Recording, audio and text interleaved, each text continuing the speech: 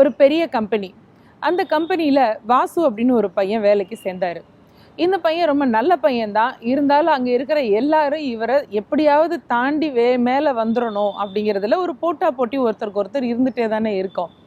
அவங்க இந்த கம்பெனியினுடைய முதலாளி எல்லாருக்கும் ஒரு பெரிய செலிப்ரேஷன் கொடுத்தாரு. அதாவது கம்பெனியினுடைய பிறந்த நாள் விழா அன்னைக்கு ஒரு பெரிய ட்ரீட்டு. அந்த பார்ட்டி எல்லாம் முடிஞ்சுது. எல்லாரும் டின்னர்லாம் சாப்பிட்டு முடிச்சாங்க. எல்லாரும் சொல்லிட்டு கிளம்புறதுக்காக வந்தாங்க. அப்போ முதலாளி ஒவ்வொருத்தருக்கும் ஒவ்வொரு கிஃப்ட் கொடுத்தாரு. எல்லாரும் முதலாளி கொடுத்த கிஃப்ட் அந்த பூந்தொட்டியையும் விதையையும் எடுத்துட்டு போனாங்க. அவங்கவுங்க வீட்டில் வச்சு பராமரித்து வளர்க்க ஆரம்பிச்சாங்க. நம்ம கதையோட ஹீரோ யாரு? வாசு.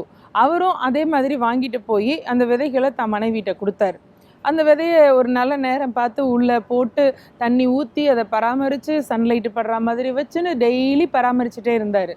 கவலையாக ஓரமாக உட்காந்துருந்தார் பால்கனியில். அவர் ஒய்ஃப் வந்து சொன்னாங்க, எதுக்கு இப்படி உட்காந்துட்ருக்கீங்க அப்படின்னு. இல்லை, இதை வந்து செடியை வளர்த்து எல்லோரும் கொண்டு வரணும்னு சொல்லியிருந்தாங்க. என்னால் வளர்க்கவே முடியல. அது என்னன்னு தெரியல. தண்ணி ஊற்றுறோம், எல்லாம் பராமரிக்கிறோம், ஆனாலும் முளைக்க மாட்டேங்குது அப்படின்னு.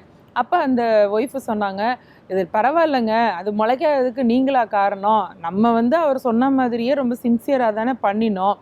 பரவாயில்ல, இந்த முளைக்கலை அப்படின்னு சொல்லி இந்த தொட்டியவே எடுத்துகிட்டு போங்க நீங்கள் முதலாளி பார்க்குறதுக்கு அப்படின்னு சொல்லி அனுப்பிச்சி விட்டாங்க. முதலாளி வாசுவை பார்த்து கை குலுக்கி தோளில் தட்டி, உனக்கு நான் என்னுடைய பரிசு இந்தா அப்படின்னு ஒரு பெரிய கவரில் அவனுக்கு வந்து போனஸ் காசும் சேர்த்து கொடுத்து ப்ரமோஷன் அப்படிங்கிற அந்த லெட்டரையும் சேர்த்து கொடுத்தாரு. மற்றவங்கெல்லாம் நிறைய அந்த இதில் பூ வர்ற மாதிரி எல்லாம் வளர்த்துட்டாங்க, எனக்கு போய் போனஸும் ப்ரமோஷனும் கொடுத்துருக்கீங்களே அப்படின்னு கேட்டார். மற்றவங்க பூரா வெளியில் கடையிலேருந்து வேறு வேறு விதைகளை வாங்கிட்டு வந்து அவன் நோக்கத்துக்கு அந்த தொட்டியில் போட்டு செடியை வளர்த்து பூ பூத்துருச்சுன்னு வந்து என்கிட்ட போலியாக ரிசல்ட் காட்டுறாங்க.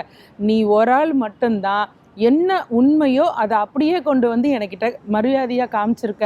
அதனால் ஒரு கம்பெனி வளர்கிறதுக்கும் அது நல்ல விதமாக லாபத்தை சம்பாதிக்கிறதுக்கும் திறமை மட்டும் இல்லை, உண்மைத்தன்மையும் ரொம்ப ரொம்ப முக்கியம். அதனால தான் உனக்கு நான் ப்ரமோஷனும் அதிக சம்பளமும் இன்னிலேருந்து கொடுத்துருக்கேன் அப்படின்னு சொல்லி இவருக்கு மட்டும் ப்ரமோஷனும் சம்பளமும் கொடுத்தாரு.